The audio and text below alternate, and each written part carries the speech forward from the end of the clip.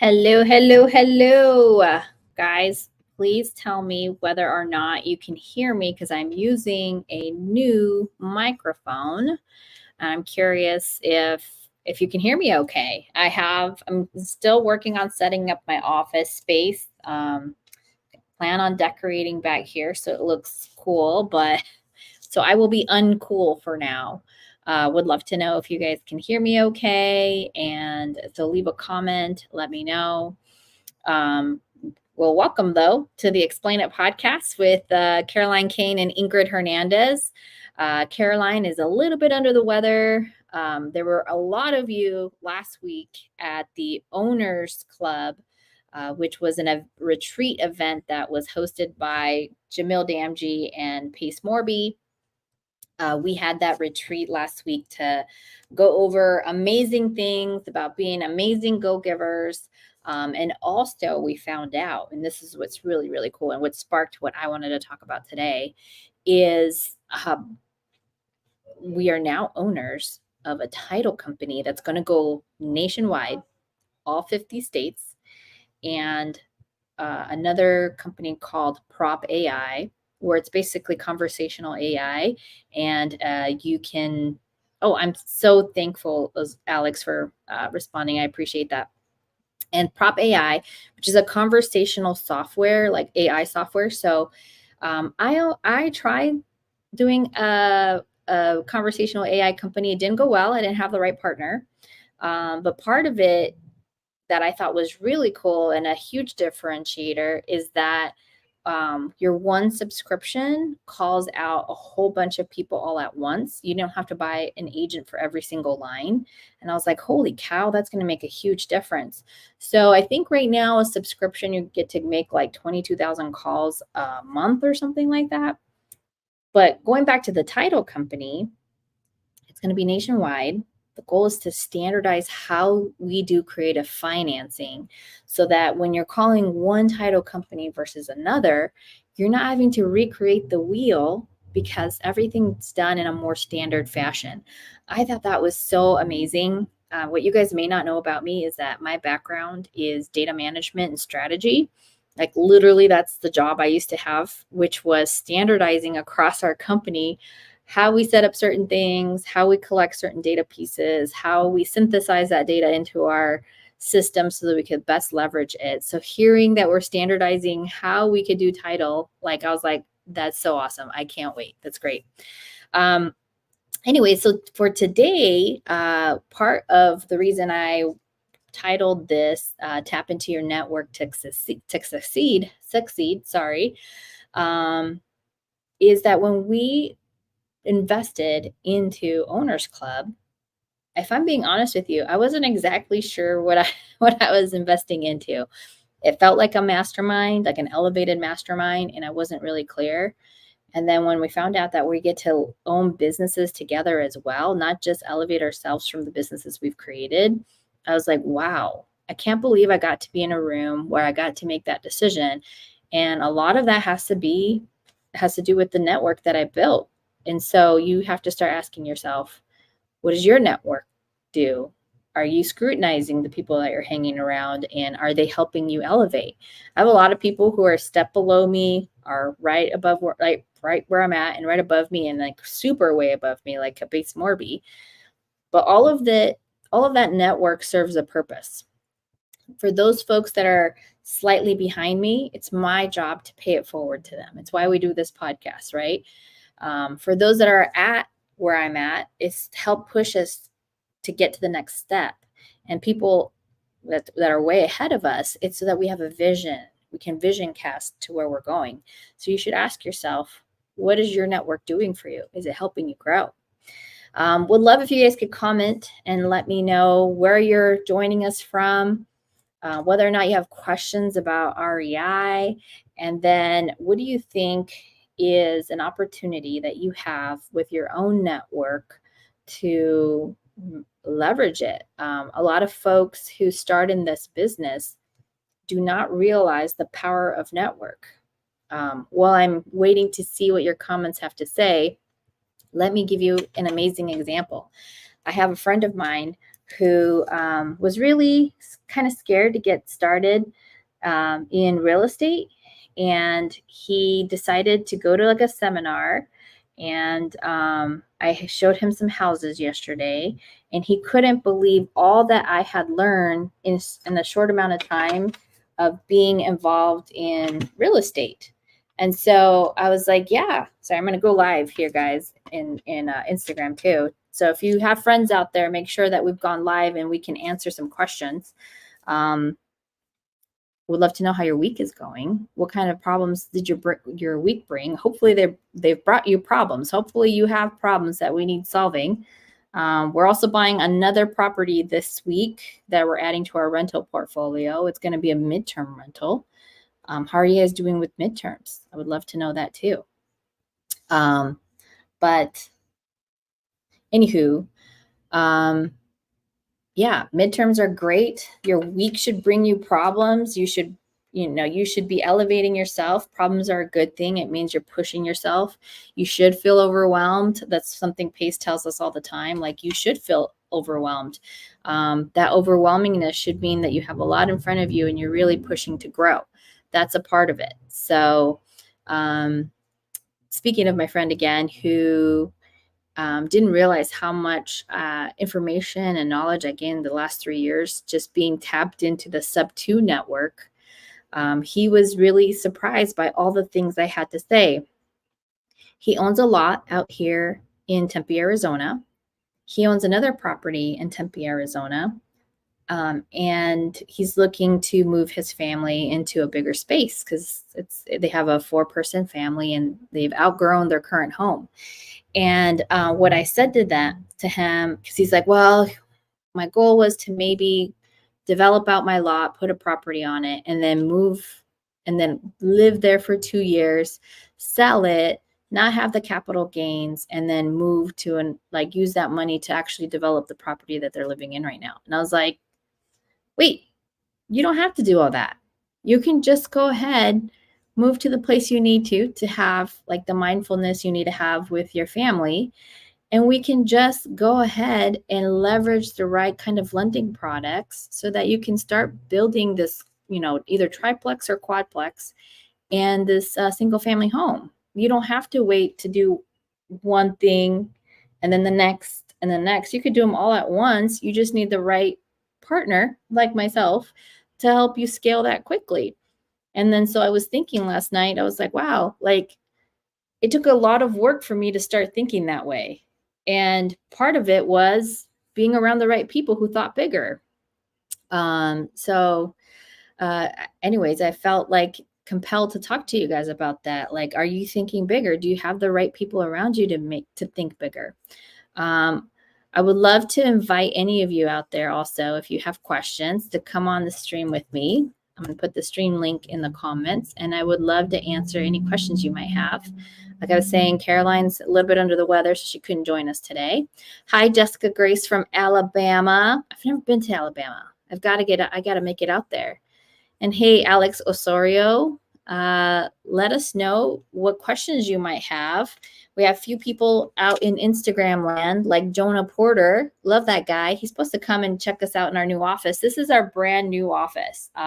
If you go on my Instagram, I did a little walkthrough in this office that we're in. The reason we're in here is because a domino effect of networking. I started networking with Stephen Hunt.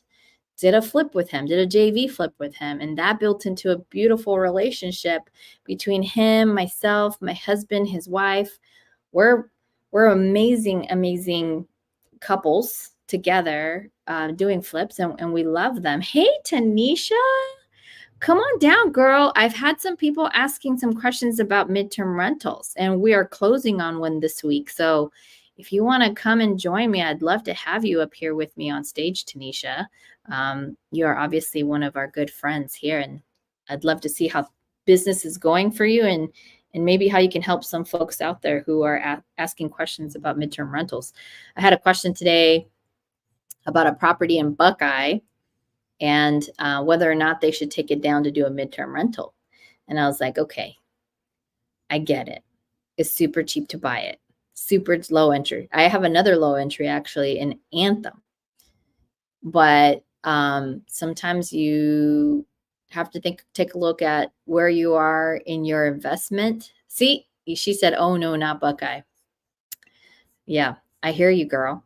I told the person who asked me, I said, look, there's 2 places I get a lot of deals in, 3 places I get a lot of deals in and almost never get inquiries about midterm rentals. But the 2 of them specifically, that's Buckeye and Anthem. Never get midterm rental requests for those 2 places. Santan Valley sometimes, but very sparingly. So if you're seeing really great creative deals in those 3 cities, I understand. I understand that they're very, very attractive, because I literally could have bought a property for less than $5,000 in Anthem, brand new build.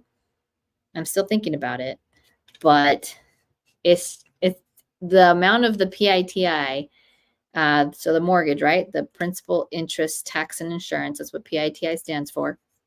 The amount that it costs was already above rents, like slightly above rents. And so I was like, oh man, but maybe I can take like $100, $200 loss a month for a few years and just kind of, calculate that out. I'm still debating it. Anthem is on the way to Flagstaff, so it does get a lot of traffic going north. It just doesn't get a lot of visitors. Buckeye, the traffic is not as great going southwest that way, unless somebody's going to Yuma or something. And who goes to Yuma? Sorry. I'm sorry if I just offended people. So we don't get a lot of asks for midterm rentals in Buckeye or Anthem. And I am at like the epicenter of requests. Again, because of my network. So literally my office buddy, he runs a property management company, and I get to see where all this demand is. Where is the demand? It's in the East Valley. It's in Phoenix. It's Scottsdale, North Phoenix, Peoria. So Chandler, Mesa, Gilbert. Those are the places that see a lot of midterm requests. Why? Because that's the metropolis, guys. That's where people are living. So, yep, there's too many new builds in Buckeye, and people are still trying to sell them. That's right. So those are really hard to fill right now. And hopefully if Tyler's listening to this, because I told him to come to this, he can hear that information, because I let him know. I said, dude, nobody's going to Buckeye. There isn't enough construction or growth happening in Buckeye that demands the kind of avatar that may be going out there. The city does have these very lofty plans for Buckeye, but I don't think we're going to see that kind of actual commerce growth until maybe 3 or 4 years from now. What you're seeing right now is just a huge residential pool, PULL, meaning people are pooling to live out there because of cost of living. However, MTR, midterm rental, you're talking about people who are professionals or are construction workers, and they're having to go out there to live for a while. But because it's residential properties that are being built, a lot of those folks just come from in town. There's no need to live out there while they're building out those houses. Now, if they're building out big commercial spaces, like really big investments, kind of like the Taiwanese manufacturing that's happening out in Surprise, we get a lot of demand in Surprise. So if you have properties in Surprise, that might be a good place. Goodyear, Tolleson, those are growing spaces that used to be outskirts, but now they are actually insulated by other cities like Anthem, by like what's the 55 plus community, Sun City. They're being more and more insulated, so they're on the inside of the county versus the exterior, the outliers. Of course, I'm talking about Arizona. I don't know very much about the other outskirts places, maybe a little bit in Houston because I have a midterm rental in Houston, but not a whole lot more beyond that. But so what questions do you guys have out there? So I'm going to keep rambling about the network. Let's see, what did Tanisha do? Because she's amazing. She just concluded a 7-month midterm rental for Pace in Queen Creek. Concluded. So it's done. It's over. It's kibosh. my assumption, or did you write it up? And if you're on Instagram, I see you guys. Come on over to YouTube. Come ask your questions. I'm ready to answer. I see some comments out there. Jacob Bolton, come on the podcast, bro. So yeah, we're just chilling together. We've missed the last 2 weeks of this podcast, unfortunately, but for all good reasons. Usually it's pace related. We had Owners Club, and then we had, I had a marriage retreat. That was amazing in Puerto Rico, out with the Nortons. So Jerry Norton, Anne Marie Norton. Actually, I'm going to give you guys some of the things that I learned there. That was amazing networking with them, by the way. I really wasn't sure what to expect going to a marriage retreat. I've never been to a marriage retreat. My husband and I have been married. Oh my God, I have to do math right now. A little over 13 years married, but we've been together. Hey, Eric, you made the switch from IG to YouTube. Awesome. Welcome, welcome. We went to a marriage retreat in Puerto Rico, and when I was going there, I was expecting, okay, here's how you work with each other. Like, day one, right? Like, here's how you make your marriage better. And we have an amazing marriage, but just like anything, you have to invest into it to see it grow, right? It doesn't matter if it's a marriage, a house, a business. If you're not putting any focus on it, it's not going to expand. So what you focus on expands. You hear me and Caroline saying that a lot. That includes your marriage. It includes your relationships. It includes your network. Hey, Vivian, Austin House Flippers.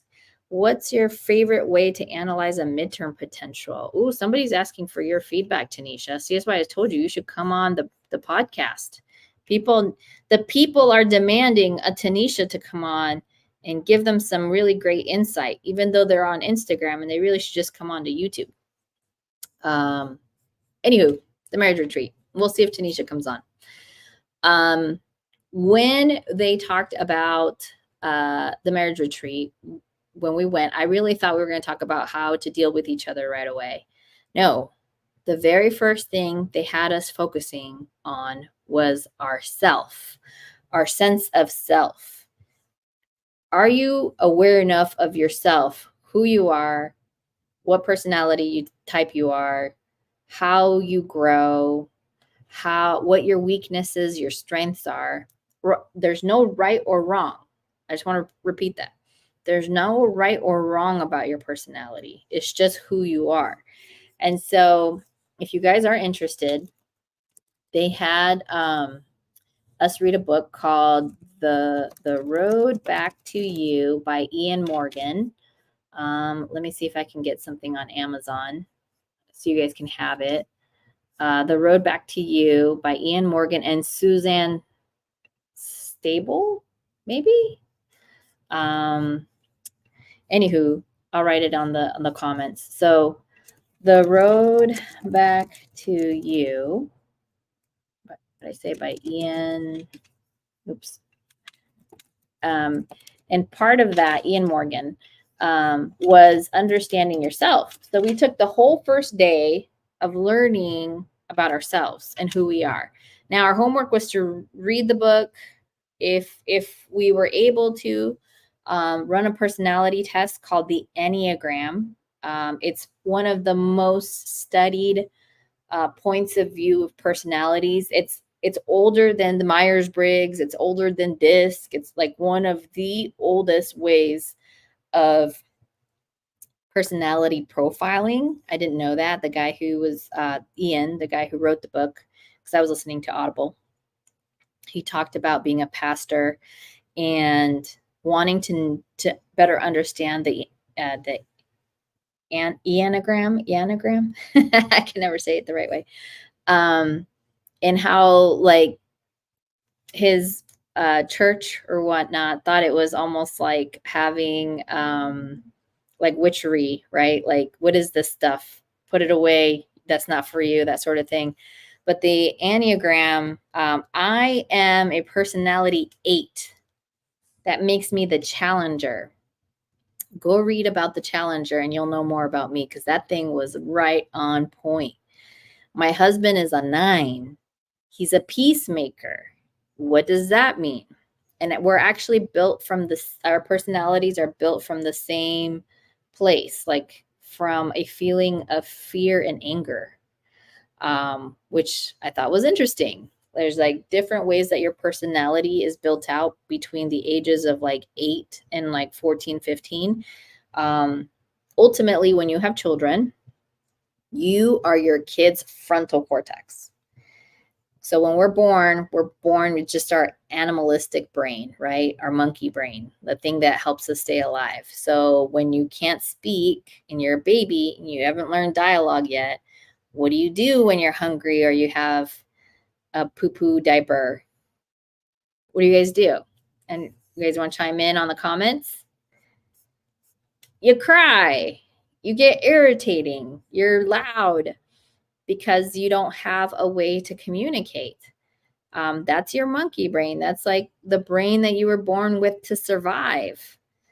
So as parents, we have to act like our children's frontal cortex, the part that helps you think and rationalize and act civil, communicate, and that essentially develops to know values like right from wrong in your cultures,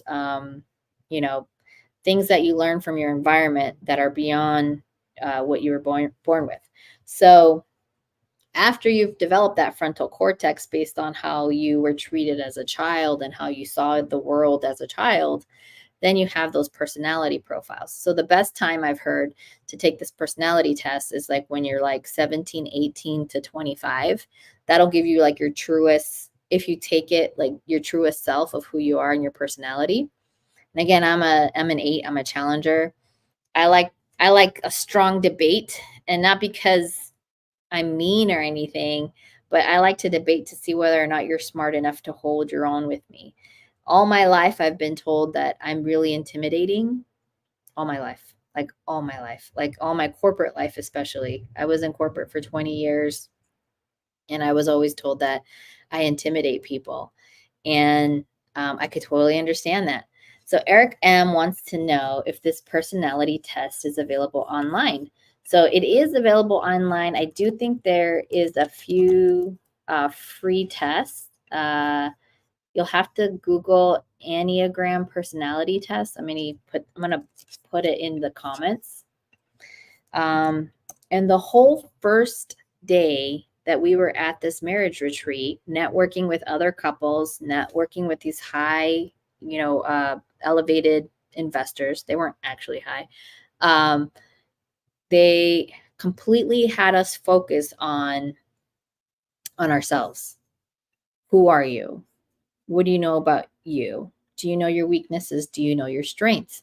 And what's interesting is, being in the world of Pace Morby, one of the things that he says is you have to know thyself.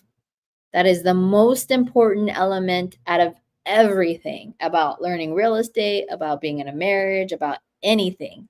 The most important thing you need to know is yourself. Because after understanding yourself, then you can really figure out, who are you in a relationship? Who are you in a partnership? Whether that's business, marriage, romantic, parental, your relationship with your children. And so part of the phraseology that was used was, are you acting in your higher self, which is your frontal cortex, or are you acting in your lower self, which is your monkey brain? So what up, Daniel Quijano? Oh my God, dude, you should come on to the podcast and let's talk about Enneagrams if you know about it, personality test. The link is in the comments in case you have time to be on the stream with me. Since we're kind of just being loose today, unless you guys want to hear about deals, because we're about to close on a deal later this week, which is pretty sweet. We're helping a young mom who's in active military. Unfortunately, she's going through a tough spot, getting a divorce, and as such, she cannot keep up paying her mortgage. And before things get really crazy, she just wanted to sell. But unfortunately, she's underwater about 20 or 30 grand. So we are buying a house, negative equity, but we know that we can make money as a midterm rental. So we're excited to buy it, help somebody in dire need. We're going to give her a couple $1,000s just so that it's easier for her to transition into, I believe, an apartment and make things more affordable for her and her kid. So it's one of those, like, now that we're more established investors, now that we feel like we could take a 2, 3, 4 month hit on this mortgage and be okay, like, that's when you can really create some change for folks. So absolutely. Dude, come on through, DQ, Daniel Quijano. The link is in the comments. Come see me. I haven't seen you in a really long time. I don't know where you've been. Let's talk about it. Hey, Dustin. Oh my gosh, Dustin is in Owners Club with me. I told him I'm going to help him find a really amazing wife. He's so cool. Ladies, if you're out there, if you're single, he seems like a really nice guy. Definitely out there trying to make the investment world work. So ladies, if you're in Utah, Mr. Dustin Seiler might be available. Daniel, are you coming on, bro? I just put the link in the comments. That would be the most creative deal. I wonder what would be the exchange here. Like, he has seller's equity for a strong creative deal. I think he requires children, though. I do believe that. So he's got some equity in exchange for some diaper babies. Daniel Quijano, are you coming on the stream, bro? I just gave you the link in the comments. So come see me. Oh, Dr. Dustin. Shit, you're right, Tanisha. That's Dr. Dustin. Ladies, he's a doctor. He's single, ready to mingle. He's got equity in some deals, and he wants children. And I think he's tall. I think he's like maybe 6'2", 6'3", maybe something like that, right? Dustin, we're gonna figure it out. Me and Tanisha over here. Oh, he said half doctor. I think he's a physician's assistant. And Tanisha says you're a sweetheart, so why not? This has now become Let's Find Dustin a Wife podcast. Hey, I'm just tapping into my network because that was part of the topics today, is to talk about network and answer any questions you guys have about real estate investing. But anyways, yeah, back to Enneagram. If you guys do your step one before you even get into real estate investing, before you go and build out any LLC partnerships, before any of all that, dude, you need to know who you are and understand what makes you tick. Dustin, I need you to go do your Enneagram before we hook you up with anybody, because we need to make sure you know yourself well too. I want to know what your homework this week by next podcast is to tell me what number you are. I'm an 8. My husband is a 9. DQ, what are you? What's your Enneagram profile? I'm going to guess. DQ, actually, I don't know all of them. Jerry Norton is a 7. He's enthusiast. He's always positive, no matter what, which is a great trait to have if you are an investor. I had a friend tell me, if you want to know God, become an entrepreneur. And I was like, that is so true, because you have to have so much faith in yourself and faith that the world is going to be a better place and that you have a part in making that place better, right? So if you're an optimist, an eternal optimist, like a number 7, like Jerry Norton is, well, you're built for it. It helps you get built to be an entrepreneur. So 7s are amazing entrepreneurs. There's a few others. I don't remember all of them. You can Google it, but there are 9 personalities. And like the perfectionists, the overachievers, this was crazy, but Stephen Hunt and Angel Hunt, who are business partners, they're both a 3. They're overachievers. Like, they love to be, to make things happen. So that was interesting, because a lot of times when you see couples, you see polarities, meaning like a yin and a yang. So like my husband and I'm a challenger, he's a peacemaker, right? So I'm going to start a squimish, or I think it's what it called it, or squabble or whatever, just so to get into a word fight to see if he can keep up, kind of a thing. So we thought that was funny, because it's true. I will start debates just to see whether or not you can carry your own. It's part of my defense mechanism. I want to know whether or not you're smart enough to come hang. I don't know where Daniel Quijano is. He's obviously not making it. But if you guys want to come on the stream with me, that means you're going to be broadcasted here. You're more than welcome to join me and answer any questions you might have. The link is in the comments. And I'm happy to answer your questions. Oh, there he is. Oh my goodness. What up, Mr. Quijano? What up? What up? What are you guys doing? Well, Caroline is sick. She's under the weather. She gets sick after every big meetup. And she tells me it's because so many people go up to her and like randomly kiss her, like her forehead, her cheek, or whatever. And I get that. Like when you're like hugging someone and you're like, yeah, a very I can see that. European thing But to so do. it's not like an intimate, like on the lips. No, They're I not don't think just it's any going of in. that. No, none Okay. of that. I mean, make your move, shoot your shot, I guess. Hey, for sure. Where have you been, my friend? I'm just on the grind, as it were. I've been struggling through myself here recently, but yeah, just staying busy, just trying to make something special happen this year. I love that. I love that. Yeah, we're closing on a deal this week, Let's go. and it's going to be a midterm rental. It'll be on my list to send it to Nisha to be like, girl, help me out, fill these up for me. And then yeah, we're looking for more deals to flip here. Like That's awesome. Yeah, for sure. We got one flip going on in East Mesa. We have another one in Flagstaff, but we definitely need more. We would love to, close out the month by buying 2 more. So if you guys have good stuff out there, send them to me for sure. Out here in Arizona. How about you, DQ? What are you focused on? My community, my sales community has really been a big focus this year, trying to make that something special and, and exciting. So that's been super fun. Which has turned into me kind of focusing on doing more deals, because I mean the real estate side slows down. People don't realize how much actual focus running a real estate business is. Like I don't think people realize how much that takes. And so it's been the struggle of riding multiple horses.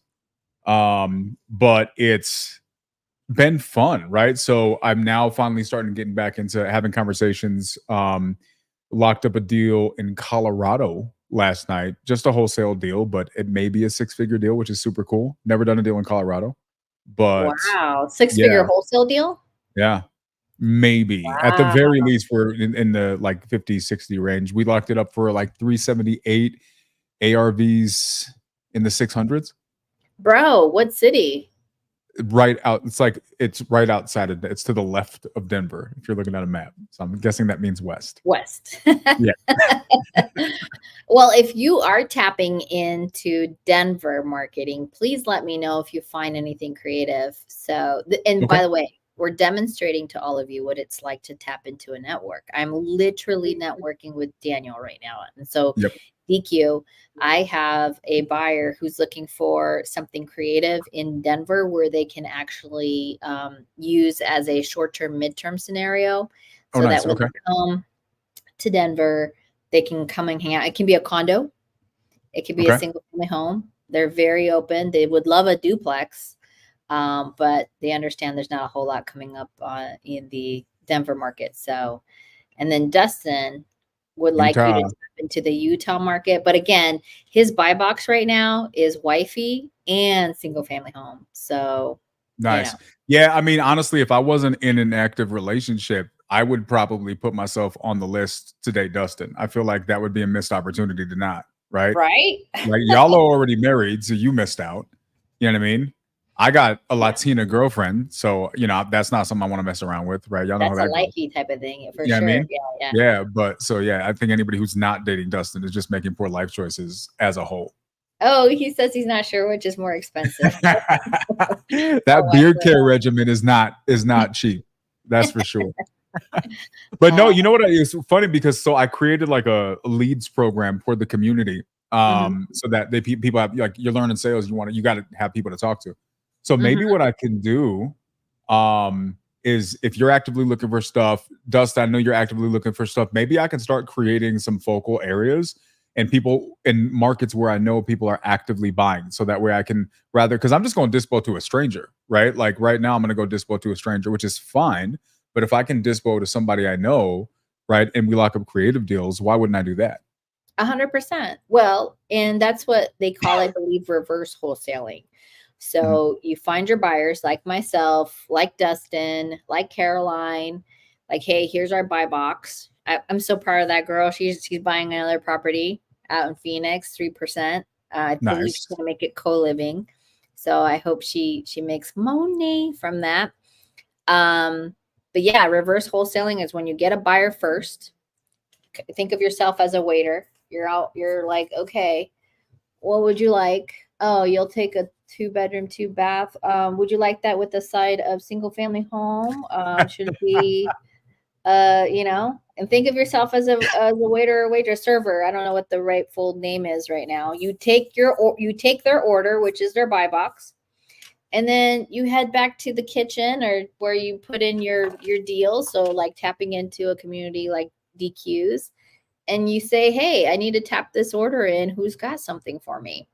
Yeah. Or you go pull data with those markers, those requirements, and you go and you try to find those.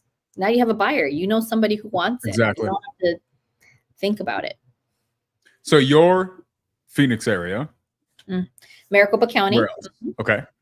I'll also do Flagstaff, Okay.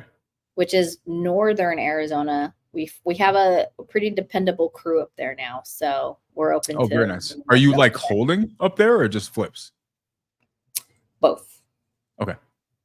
We That have would be a cool place to have like a little winter crib or summer crib, I guess, which is probably even better. Actually both. So up there, you can actually make your money for Thanksgiving and Christmas as well. I think the 2 months that they struggle in is March and April, because like the snow is going away and it's still kind of cold. So there's no strong reason to go up north. So March and April, Maricopa County or down here in Phoenix. And this is why it's important to know your market, kids. Down here, people are coming here, like where it's warmer, you can go golfing, enjoy the weather. So you don't see a lot of Flagstaff activity like March, April. But those are just basically the only down months there, because then it starts getting warmer and like it's hiking season come May, June. So people are staying up there. They'll go up there to enjoy the greenery and all that good stuff. That's awesome. Yeah, no, that's super cool. So those are good markets. Yeah, I may have to start making a list. Anybody, you guys, like, let me know if you guys have good spots. Feel free to reach out, and then I'll just talk to the people in the community. And we're starting to do this thing that we're calling Deal Week. So we started it this last week, and I just opened up one day where I let everybody come in, and we just like review deals and we help people call their deals. And then I ended up calling sellers for people, and it turned out being pretty cool because we had like 10 or something deals that were done that week just by different people that came in. And so maybe I could start focusing on that and just asking for people who are calling in specific markets, right? Like that. To your point, you mentioned this, like just the power of a network. I mean, the word power, I think, is the right thing, because there's really not, if you have a good network, there's really not a lot of things you can't solve for. Bro, if you have a strong network, there's no reason you shouldn't be making money. I mean, let's be honest. Like, your network is the thing that's going to bring you opportunities. I was telling Steven, one of my business partners, I was like, look, you're going to be rich and I'm going to be rich because I'm not going to be friends with people who aren't rich. Friends, right? So I'm just trying to, guys, I'm not rich right now. I'm just trying to put a vision out there, vision cast, put pressure on us to move forward. But anyway, but yeah, I mean, like you should have those types of friends that are going to push you, make more of you, and make you want more. Yeah. And if your friends aren't doing that for you, they better be doing something for you. They better not be bringing you drama. They better be the kinds of people who support you and love on you and help you, you know. And I'm not always talking about dollar bills. I have plenty of friends that are just genuinely great people to be around. Yeah. But that, even that is help. Like that helps me. You can have a lot of money and still be very poor in your mindset, in the energy, and in just what you bring to a relationship. Right. And so, yeah, I agree that that's not necessarily a money thing. Right. It's a mindset thing for sure. Mm-hmm. Did I hear that you bought or are in the process of buying a business too? No, but on Instagram. I would love it. Okay. No, I So think am I just speaking this into existence for you? you might be doing. I might be. What Okay. what a great friend. Right. Yes. I had posted that if anybody has a business, somebody who knows that they're selling their business, to come to me. I am putting it out in the universe. Actually, I had somebody call me yesterday who's selling digital business. I'll call it a digital business, but not like a digital in the sense that it's all virtual, but they have digital real estate. So if they have websites that are high traffic websites because they're strong SEO results because of the naming conventions. Yeah. And so he sells those leads, and he sells those like what comes into it. So he has, I'll give you an example. He has a tax lawyer company with his wife, who is a tax lawyer. And I don't want to reveal too much, so I'm trying to be careful what I say. But because the website they have has such high traffic to that kind of tax need, they have ridiculous amount of leads.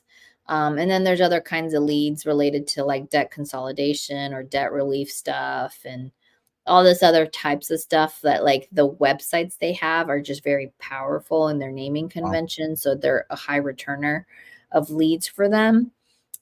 So very convertible. Like he wants like $550,000 for these like 3 or 4 website names, because of the power of the SEO, which means search engine optimization. And he's like, I'm ready to give you 30% of commission on those. I was like, what? He's like, look, I got money. I got money. You know, I just want somebody to really take these websites and move them and like really do something with them. And I was like, wow, okay, I got to tap into my network. Yep. I got to tap into my network and see, is anybody looking for these types of business leads that, you know, feed their businesses, you know, debt relief, tax relief, personal loans. I'm trying to remember all the other, there was even like a foreclosure one that I'll talk to you about offline, but sure. I was like, wow, that is a strong result. Like he's trademark a naming convention. So that one's going for a little bit more because of how lucrative it will be, but it was interesting. Sure. That's awesome. No, that's super cool. And yeah, I would love to chat about that.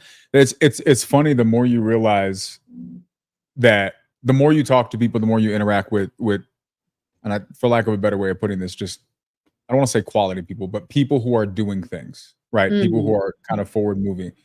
The more you realize there's just really endless opportunity out here. I mean, there's just 100%. So, and there's like this, yeah. And then there's these random corners of business. And it's just like, I didn't even know people were over here doing business. And you're making like $500,000 a month. I didn't even know this was a thing. You know what I mean? Well, they say the riches are in the niches for a reason. Mm-hmm. True. So DQ, have you heard of the Enneagram profile? I had not until I heard you say it. I looked it up. This is like, I geek out about this stuff. So okay. I'm definitely going to take this test because I think I told y'all I want to create one for my community. I want to create like a whole thing because this is just, it's a passion of mine.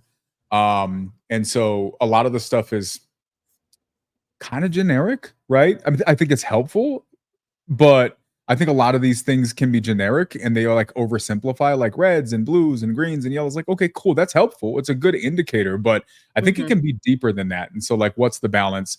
I've never heard of the one you're talking about. The fact that it's been around that long is super interesting to me. So I'm excited to check it out.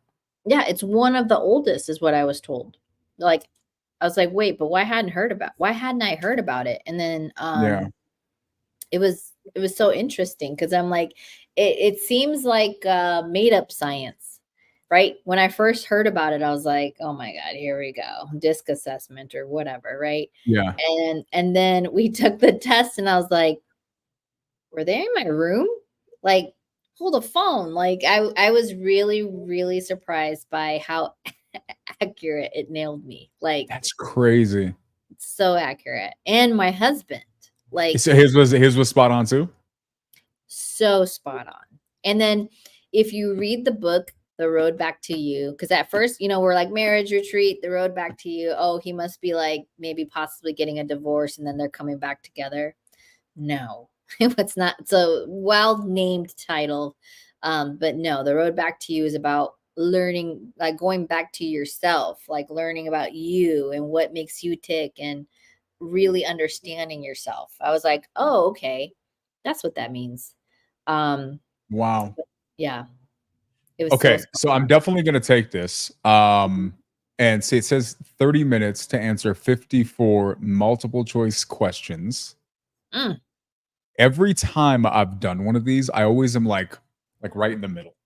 Like I'm never like a firm in one category. oh no, So I'm I matched up 98%. It was either 98 or 93%, one of those. I just can't remember I remember things a lot in shapes, so I can't remember if it was 3 or an 8, one of those. And then my husband was like 9, like he was like I think 100% or something like that. To a 9, really to a 9. Yeah. Like literally every bullet we were reading, I was like, "Oh my god." And even like how people like, ladies, I'm not inviting you to go fall in love with my husband, but just how easy he is to fall in love with because he has such a pleasant personality. Like he goes with the flow, he makes for an amazing realtor too. And I was like, "Babe, you don't even know this about yourself, but like just how inviting and friendly you are makes you so inviting. Like it makes it so easy for you to be somebody's realtor because because of how it is. And Eric, I see you in the comments. This is Ingrid, by the way. Eric, I think you call me Caroline, but that's all right. I am messaging in Caroline's comments because she's not with us, but we're all kind of tied in together in the StreamYard thing. But yeah, he's doing the Truity. That's the one I originally did. okay. And then they wouldn't you'll get the results, but you have to go to your email to get it because at first you think you might have to pay for something, but you can actually just go into your That's for email to get Truity it. or for the other one? Yeah, Truity. Yeah. And that's a different personality thing? No, they use all the same stuff. It's all Enneagram. Truity gives you their Okay. Enneagram. Like Oh, I so I'm don't looking at Truity, Enneagram, Big Five, Disc, True yeah. Generation. Okay, gotcha. So Enneagram is the personality test. That's super Um, cool. Yeah, I remember we did this was back when I was in ministry. We did one like the whole you were in ministry? yeah, for like 12 years. What? Yeah, that was like Should I a be big calling you chunk of Father DQ? What the heck? yeah. That I was didn't like know a big that. for over a decade. That was like my whole life. Oh Um, my gosh. yeah, a different chapter, I guess. But yeah, Yeah. it was funny because even then, so like the leadership in the church, we did like a leadership thing, and one of the ladies was a big corporate person. She was like the former vice president, like she had a high position in like Seagrams, and like she was like really big into corporate. Mhm. Um, and so she ended up becoming like a corporate consultant, and so she did this for all of the leaders in the ministry I was a part of. Yeah. And it was funny because there were three of us, like everybody was in these bulk things, and then there was three of us who all got like this weird obscure thing. And all of the three of us currently 10 years later are all coaches, right? Completely unrelated. Like that just I just noticed that like one of them has been a coach for however many years now. The other one just recently started. She has her own entrepreneurial stuff. I oddly just kind of started mine in December. So it's just kind of weird to see how that works because we were the only three that got this weird, obscure thing. And now we're all, I don't know that they're in contact. I haven't talked to them in God knows how long. Like we interact on social media, but that's about it. So it's just kind of funny how those things play out. Let me give you my key personality traits. All right. Okay. There's Let's 1, 2, 3, 4, 5, 6, 7. Okay. Independent and self-sufficient. Okay. That tracks. Fierce and confident look. Okay. Determination and stamina. All right. Very energetic and busy. Fiery passions and power. Stubborn and headstrong. Okay. And I'm serious about control over environment. Yeah, this sounds like about you in a nutshell. Yeah, those are my keys, man. Who else out there is taking the test yet? Like, what number are you guys? I am happy to name some of your main traits. It's so interesting. And so I'm called the challenger, and they have a picture with a lion and like a big old what do you call it, like when you yell into the big megaphone thing. So that was the picture of me. It's got the little boxing gloves. So type A is referred as a challenger because they're not afraid to buck societal rules in pursuit of justice. They believe it is their job to combat oppression and stand up for those weaker than themselves. Type 8s make strong leaders who are assertive, goal-oriented, and resilient. What? That's crazy. So is it possible because you mentioned you were in the 90s for the percentile when it comes to this. So does that mean it's possible that you'll have a percentage 8 and then a percentage other number? Yes. So I am a wing 2. So my line goes to 2. Oh, and 2 is the helper. So a good chunk of me wants to constantly help, which is a really great combination for somebody who has my orientation of an 8. So I believe that was like perfect. Like that kind of nailed in a nutshell, Ingrid, on a checklist. That's why I was tripping. I was like, I'm not special. Like they know me. Somebody's been in my room or whatever. Like, it's funny. It's funny. So like, oddly enough, going back to the ministry, I don't know why this keeps coming up. So we used to have our midweek services on Tuesdays, right? So every Tuesday for, I don't know, 4, 5, 6 years, all of the fellas would go out and we just hang out. We'd go to like Applebee's, just anywhere that was open late. And we would just talk about stuff like this, right? And we talk about, just stuff. And, this was again, we were like really into growing and learning and having these conversations. And one thing they learned about me is that I had this ability to read people really well. Like weirdly, like it got to the point where they would be like, all right, tell us about the server. And it would be this thing that they would test if it was a server that we hadn't seen before. And I would like say stuff like, okay, this person, they probably just recently got out of a relationship. This is probably what's going on, this and the next thing. And then because we'd be there for hours. So over the course of time, we would kind of ask the questions to see how accurate I was. And they would always freak out at how much I would, be spot on about the situation. So the question is why? And I think the thing that I would try to explain to them, because the question would be like, how can you do this? Is I genuinely believe that there's only a handful of types of people out there. There's only so many types.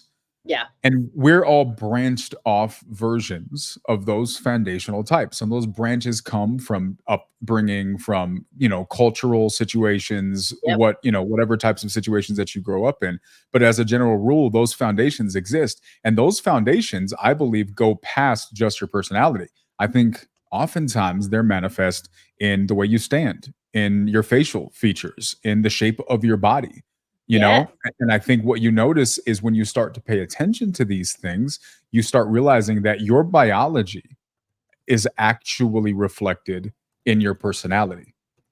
And when you can learn to line these things up, you can look at a person and just by the way they stand, the way they posture themselves, the shape of their face, and the way they communicate a couple of things, you can get a really good baseline as to who a person is. And if you're the type of person who wants to interact with people successfully, well, you can use that to be intentional with your communication to make people feel more comfortable with interacting with you. It's a superpower that should be a skill, but You know it's what's just not crazy? discussed. My whole life, also, I was called a chameleon.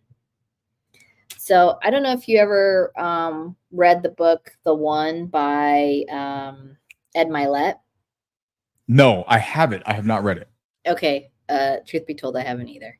But the reason I'm bringing this up is because when he was talking about how he grew up, Okay. what he was describing and how he was made up made me think about me. So in the comments, guys, I put down all the 9 personalities. I took the time while DQ was giving us that amazing insight to write down all the ones that they are. Which one do you guys think you are? Who do you think you are? Are you the perfectionist, the giver, the achiever, the individualist, the investigator, the skeptic, the enthusiast, the challenger, the peacemaker? Again, I'm the challenger, my husband's the peacemaker. So I'm curious what you guys think you guys are. Again, the better you know yourself, just like Daniel was explaining, the better you're going to be able to network and the better you're going to be able to gain from those relationships that you're trying to establish, especially if you can. This sounds like you're manipulating, and I don't mean to come off that way, but it's really about leverage. Like, kind of like if your mom was yelling at you, like, if you're going to try to get the most out of your mom, you're not going to like yell back, right? You might like make yourself smaller, look cuter, bigger eyed, like, oh, come on, mommy, right? Like, you have to read the room, read the understanding of people's personalities so that you can be a better closer. You can be a better in sales. You can get what you're looking for. And so I found this so fascinating because the folks who can't control that or have a better understanding, they may struggle. But the better you know stuff about personalities, and if you can camouflage yourself to some degree, the better you will be at sales. Things like that. But gosh, I was going to say something. I'm trying to remember now when I was talking about bringing up the Enneagram and like what number you. Ed Milet. He was talking about how his dad was an alcoholic, and he already knew what mood his dad was in before he would walk into the door, just by how he would put the key in the lock. And I was like, oh, that resonated with me so much because I had an alcoholic stepdad, and he was very short fused.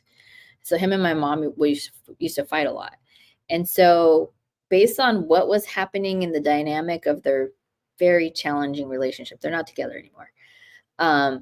That was how I would then try to react or like make myself small or try to. I think one of the things Ed Milet said was like he would try to win over his dad before he knew that he would get enraged or something like that. And that reminded me so much of me. Like when my stepdad was like a little bit off, like I would see if I could win him over as he was coming into our home. And then realizing now that, yes, was it a challenging childhood? Of course.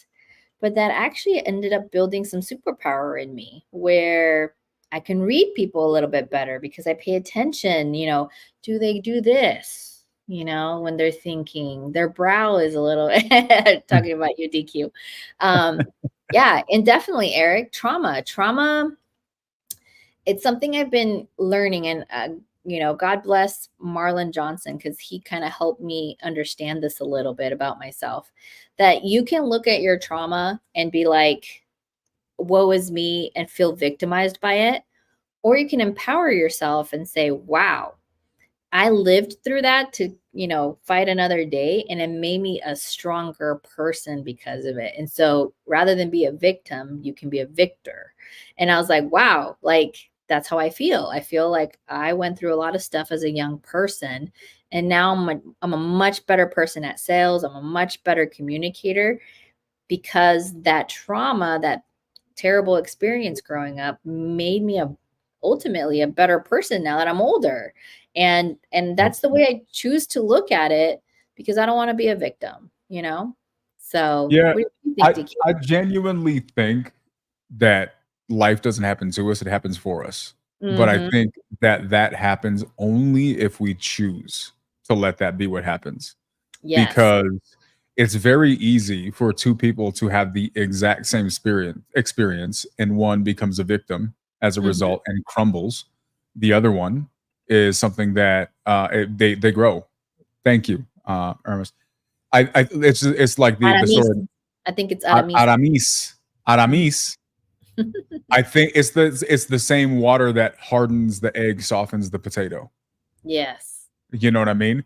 And Mhm. so I think that I tend to take the mindset that I genuinely believe we're here for a purpose. I think that Mhm. anything that happens in our lives is something that is supposed to happen to give us the tools and the resources that we need to become the best version of ourselves. And without that experience or that trauma or that situation, even though that was hard, we couldn't have become the person we were supposed to become without that. So Mhm. rather than looking at that with disdain and being discouraged by it, I'd rather look at it as, okay, there's something I'm supposed to get from this, right? And I think life shows us, Mhm. you iron sharpens iron, but not without friction. You don't get diamonds without pressure. You don't get gold without fire, right? You get pick your analogy, but life tells us that there's this template that strong things go through hard crap. And you got to be able to sustain that to be able to step into it. And so I just don't look at those things as negatives. They suck, right? Like full transparency. I feel like absolute death and have for about a month and go to Mm. bed scared some nights. But what am I going to do? Whine? Like I can't like I'm either here for a reason or I'm not. And if I am, then this is just something else I got to go through and I got to figure it out. You know what I mean? I could cry about it, but what's going to happen for that, right? Exactly, Peter. I think that really summarizes it. And so for me, I think that outlook and decisions from that outlook is everything. And if I have to choose between being an egg or the potato, I'm not trying to be a potato. No, none against potatoes. I just don't want to be one. A nice baked potato with some Nah, sour nah, you cream. get well, back baked potatoes are good, but just mashed potatoes, I mean, that's not food. That nobody likes mashed potatoes. Those are disgusting. What? Okay, okay. No, that's so true, and I love that and again, there's probably things going on about you that I just wasn't aware, so I'm sorry to hear you're I know that we've talked a lot about, like, some of the health stuff, and um honestly, like, my logical brain, my frontal cortex tells me, Ingrid, you should probably lay low on the carbs. And then, like, my monkey brain is like, oh, but energy, you must eat the carbs. Many times my monkey brain wins, but for sure, uh, you have to decide, you know, what does that experience mean to you? And if you have an attitude of it's for you, not to you or against you, then you're going to be way better off. Hmm. Well, and I think, Ingrid, that honestly leads back to a point that you made before. That's facts, Dustin. I think you talked about manipulation. Hmm. And that for me is something I address a lot, right? I talk about sales. This is the thing I do. And so this comes up. And the reality is I teach a lot of things that could get you really good at being a manipulative person. Right. But Right. I think that there's multiple sides to that coin. And I think the other side of that coin is, well, let's use pre-foreclosures, for For the example. greater good, man. Your These values people, matter. At the end of right? the day, you're just helping lead horses to water. That's it. Your values are the thing that ultimately will help them get. Humans have a fantastic gift Mhm. at getting in their own way for their entire lives and Totally. staying there and then Yeah. hating where they're at. It goes back to what we're saying. Imagine being the person skilled enough to get people out of their own way. For me, that's what sales is. And that Mhm. manipulation, I think, even if you want to keep the word manipulate, well, what am I manipulating? I'm manipulating the trauma and the bad habits that have gotten you comfortable with a life that you don't want to live. And I'm manipulating them out of your way so that you can look in the mirror and have a real conversation and make a decision from a clear place, not from a clogged place that keeps holding you back. Oh, If guys, that's what I'm manipulating, I'm good with that. that was fire. Daniel Quijano, you came on here and dropped it like it was hot. That was awesome. Appreciate Totally hot good. potato. A little hot potato DQ. I love it. Yeah, yeah. Well, I do want to be respectful of your time. I got respectful of mine. My husband's one of the things that we're starting to prioritize in our family is cooking together with our kids Ooh, singularly.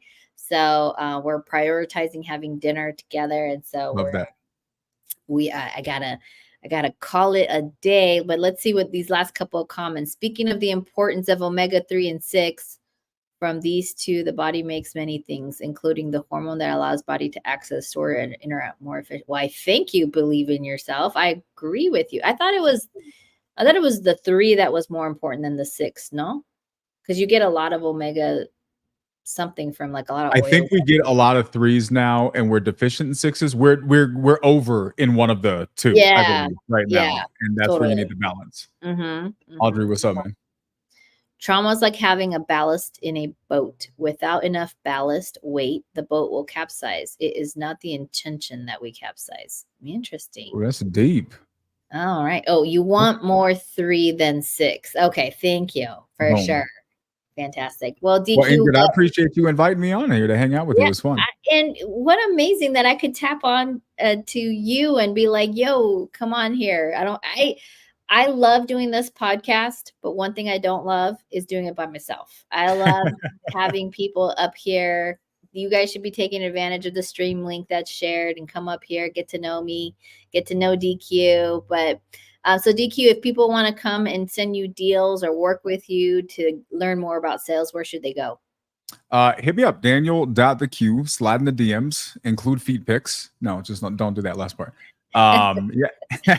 happy to help wherever. And would love to come up with a thing to send anybody deals if I can have anybody in the community, or if you guys need help with anything, happy to help with any way I can. Yeah. Well, with that, thank you guys so much. This has been the Explain It podcast with Caroline Cain and Ingryd Hernandez.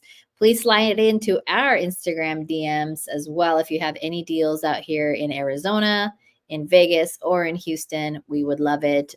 Thank you so much, DQ, for being my pop-in guest, whether you wanted to or not. And I always love to hear your perspective on things. This was great. I really appreciate all your hot potato